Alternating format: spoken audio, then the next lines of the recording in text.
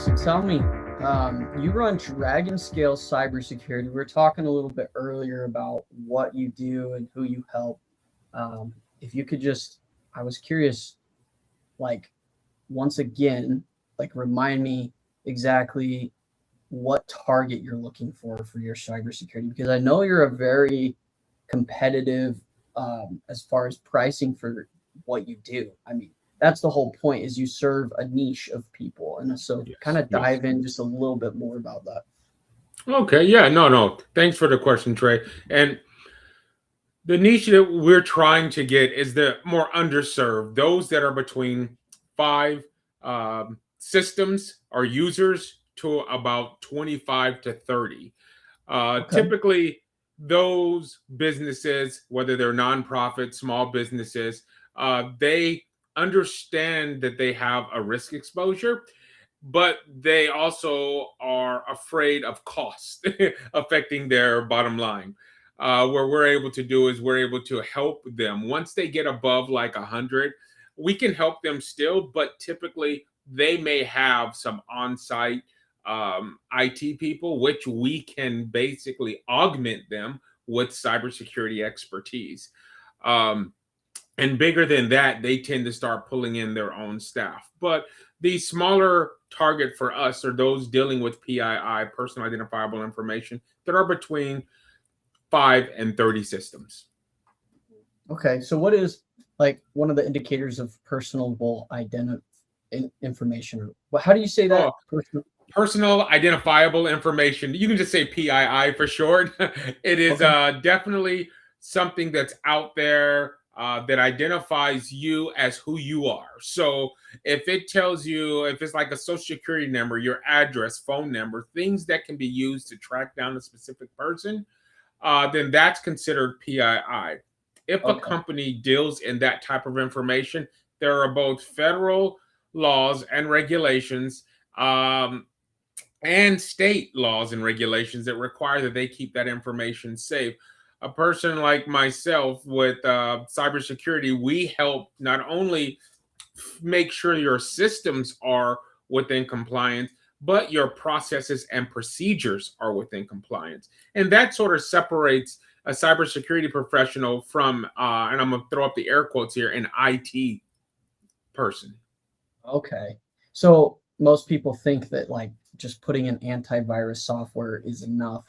So let's dive more into like what are they missing there? Like you said that you go through and make sure that their process is compliant too, right? So That is correct.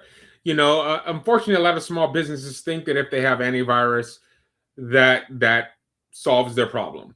Antivirus is, well, let's back up a little bit. You should think of security in layers.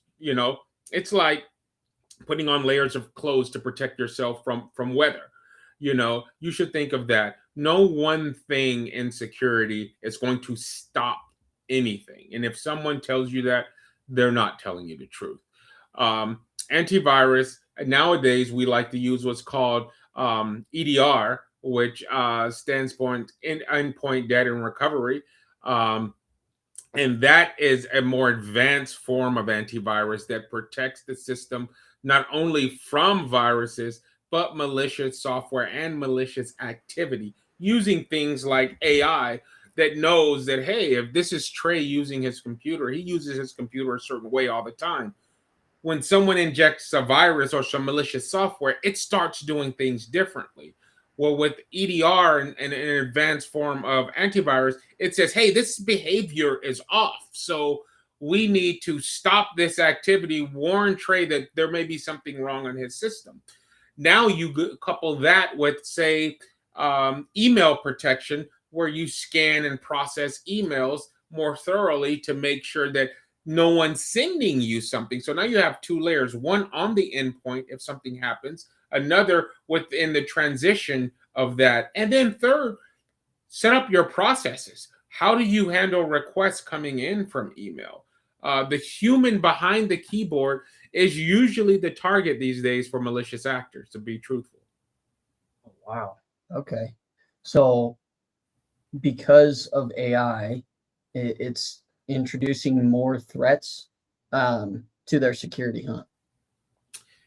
Yeah, AI is a godsend for a lot of businesses, but within the cybersecurity field, introducing AI into your workflows also introduces a lot of other risk exposures. Okay, and I like to say risk exposures versus vulnerabilities in some cases because it lets people understand that an exposure doesn't mean you necessarily have that vulnerability yet if you're not using it. But AI is a computer, and chances are it's someone else's computer, and it does what you tell it to do. Um, and if you are not clear and explicit all the time in those instructions, you can literally, if you just told your AI agent, say, "Hey, I need you to send this information to Marcus," and you Mhm. have four different Marcuses, and the AI agent is not smart enough to say ask you to clarify that, and it just says, "Oh, I see four Marcuses. I'm gonna send this information out to them." You could have a potential problem if that information was PII, and now you're sharing that information with the four different Marcuses that you may know. Who of us have never made the mistake of having a friend in their chat and two or three friends with the same first name, and you chat a message and they're like, "What are you talking about? Oh, that wasn't meant for you." Who has Yeah. never done that? AI does that all the time. But it has, when it comes to businesses, it has more serious ramifications. Yeah, true. Oh my gosh, I didn't even think about that. That's so cool. So, so your cybersecurity team, do you have a team or is it just you? No, I have a team. We offer Just you. full SOC, which stands for Security Operations Center, Network Operations Center, 24/7 help desk support. Wow. Locally within Sacramento, I've just worked out a deal to where I can even do on-site support for people that need it. Oh, So we have those options too. Once again, we're trying to keep this affordable for those small, medium-sized businesses. for sure. So we have both packages and some things, not all, we can offer a la carte. We customize it to their scale and scale to them. But when you're talking about cybersecurity, we're always talking about those layers. So Sure. removing layers increases risk exposure. And so that's a conversation that a business really needs to understand before they decide to sort of a la carte things. Okay. No, that's really good to know. And the team is making sure that not only that the processes like within my computer, right? There's lots of different things that are going on, right? And I'm sure for different businesses, there's lots of things going on. So your team goes in and makes sure all those processes are running smoothly and make sure that the AIs aren't. I'm guessing that you make sure AI isn't doing things that it's not supposed to as well.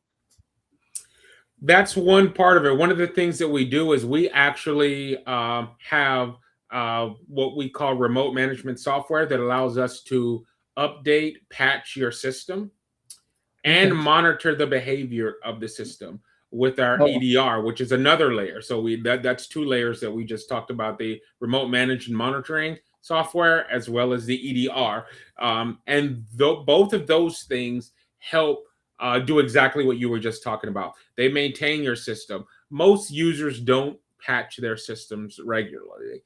If you talk to any enterprise, large Fortune 500 companies, even like Fortune 1000 companies, they're patching.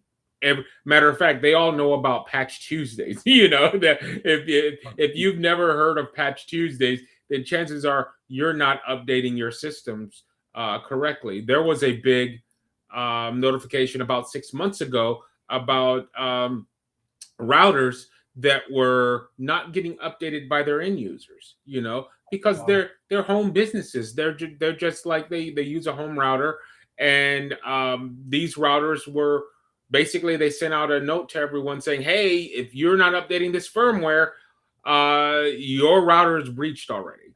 And so it was a very good example of why small businesses are targeted. So, Marcus, one last thing. If people like want to get in touch with you and they want to find more about like if they need this or they want it, how can they get to you? Give me a put your plug in. Yeah, there's several ways. One is you can go to Dragonscale CS, standing for cybersecurity.com, where we have several forms that, as well as what we call a CRE assessment, you can actually take for free, and it lets you know your risk exposure. Or you can give us a call, and you can literally give us a call at 916-943-7234 and set up a visit with us or a conversation. And we'll talk about what's called a cyber risk exposure assessment. That's our CRE assessment. So thank you, Trey. I appreciate your time.